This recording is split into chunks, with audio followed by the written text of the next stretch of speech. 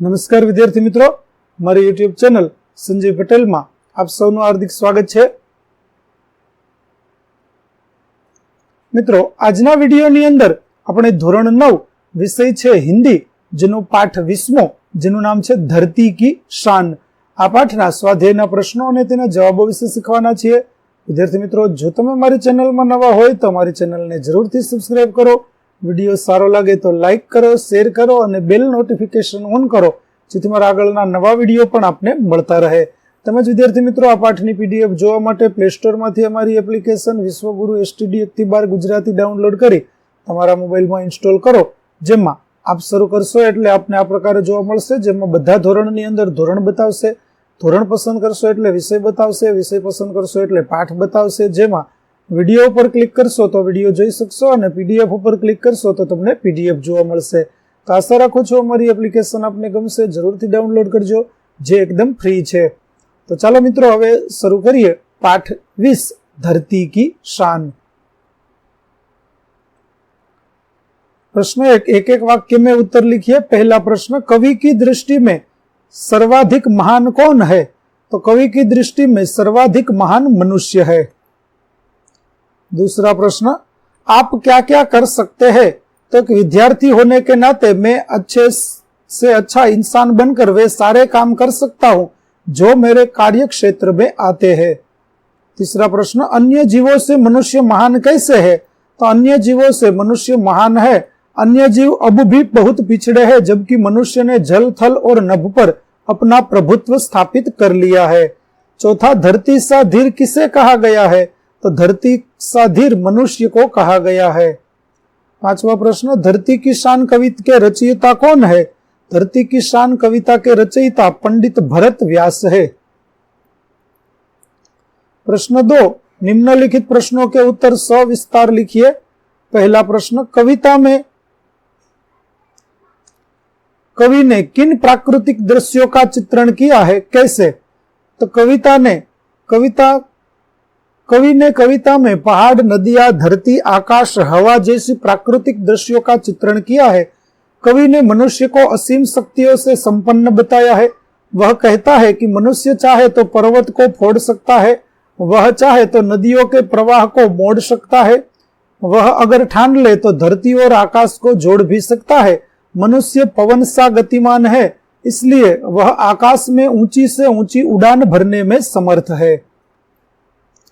प्रश्न 2, प्रस्तुत कविता में मनुष्य के प्रति किस भाव की अभिव्यक्ति हुई है और उससे हमें क्या प्रेरणा मिलती है?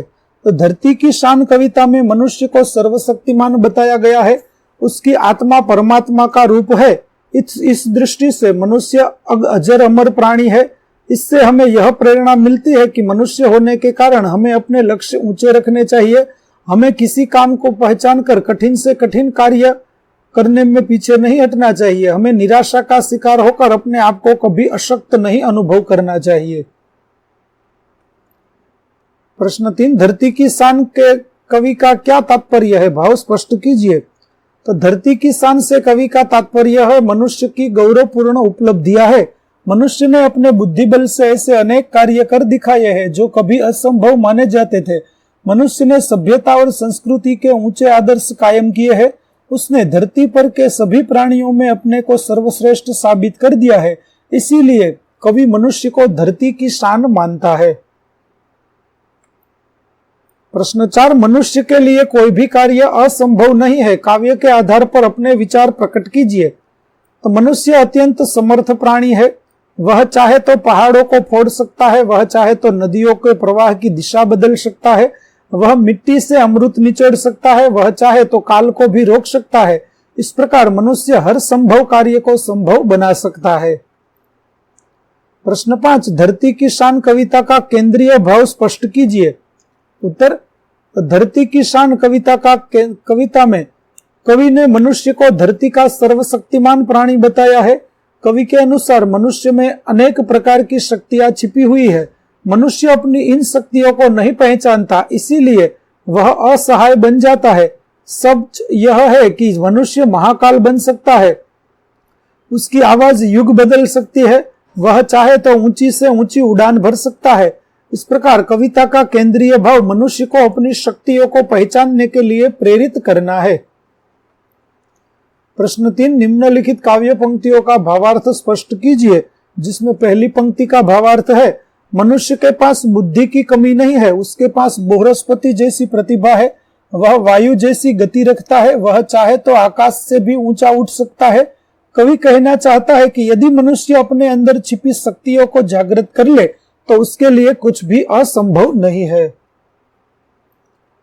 दूसरी पंक्ति का भावार्थ है, प्रत्येक भारतवासी महान है, उसमें अनंत शक्तियां छिपी हुई है, वह अपने आप में तूफान जैसी शक्ति रखता है, वह चाहे तो उसकी उपलब्धियां धरती का गौरव बन सकती है। प्रश्न 4, निम्नलिखित शब्दों के समानार्थी शब्द लिखिए। भूचाल का होगा भूकंप, हिमगिरी का होगा हिमालय, वाणी का होगा वचन और तूफान का होगा कहर। अमृत का होगा सुधा, धीर का होगा धैर्य युक्त, हिम्मत का होगा वीरता, नभ का होगा आकाश और निज का होगा अपना। प्रश्न 5, विलोम शब्द लिखिए, जिसमें अमृत का जहर, अंबर का धरती, अमर का मात्र्य मर्त्य, धीर का अधीर, वीर का कायर, पाप का पुण्य और जीवन का मृत्यु। प्रश्न 6, सही विकल्प चुनकर उत्तर लिखिए। पहला प्रश्न, तू जो चाहे पर्वत पहाड़ों को, उत्तर होगा ब फोड़ दे। दूसरा, पृथ्वी के लाल तेरा हिमगिरी सा, उत्तर होगा ब भाल।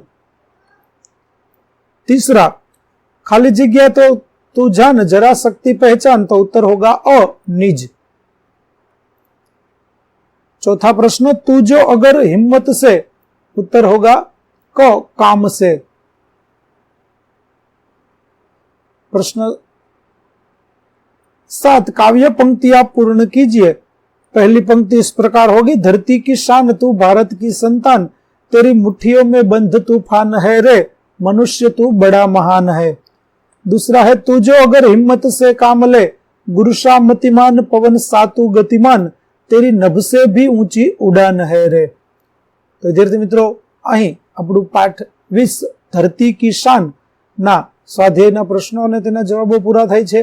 આગળના પાઠના સ્વાધ્યાયના પ્રશ્નો અને તેના જવાબો મેળવવા માટે મારી ચેનલને જરૂરથી સબસ્ક્રાઇબ કરો, તેમજ પીડીએફ જોવા માટે પ્લે સ્ટોરમાંથી અમારી એપ્લિકેશન વિશ્વગુરુ STD 1 થી 12 ગુજરાતી ડાઉનલોડ કરી તમારા મોબાઈલમાં ઇન્સ્ટોલ કરો, જેમાં આપને ધોરણ 9 તમામ વિષયના સ્વાધ્યાય સોલ્યુશન, સ્વાધ્યાય પોથી સોલ્યુશનની પીડીએફ જોવા મળશે, જે એકદમ ફ્રી છે। તો આશા રાખું છું અમારી એપ્લિકેશન આપને ગમશે, જરૂરથી ડાઉનલોડ કરજો મિત્રો। તો ફરી મળીશું નવા પાઠ સાથે, પાઠ 21 ની અંદર। ત્યાં સુધી આવજો।